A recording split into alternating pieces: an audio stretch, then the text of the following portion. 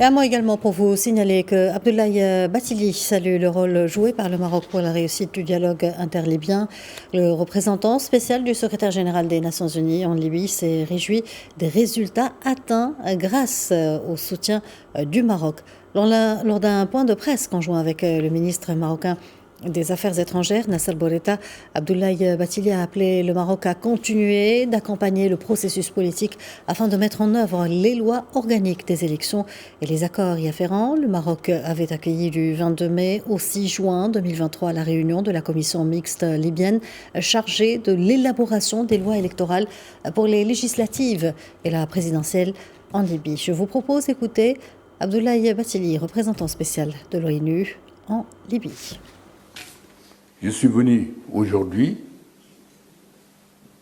au Maroc rencontrer mon frère Bourita pour exprimer notre satisfaction et notre gratitude par rapport aux résultats obtenus grâce à leur appui, d'une part, et d'autre part, demander la poursuite de cet appui pour que dans cette phase de mise en œuvre à la fois des lois électorales et ce qui est nécessaire comme accord politique entre les acteurs, donc dans cette nouvelle phase, cette nouvelle dynamique dans laquelle nous sommes, le Maroc puisse nous accompagner.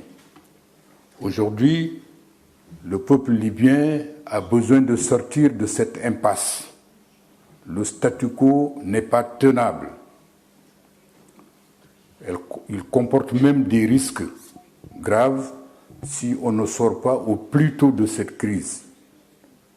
Il y a un environnement de plus en plus préoccupant sur le plan régional.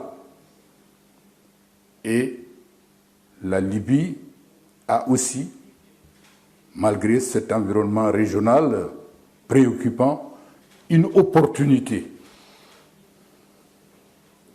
d'offrir au monde une solution. Le peuple libyen aspire à cela. Les leaders de la région aspirent à cela. Que dis-je? La communauté internationale, dans son ensemble, aspire à cela, parce que la paix en Libye a des implications positives sur la paix dans la région, sur la paix dans le monde, compte tenu de la position géographique, géopolitique de la Libye.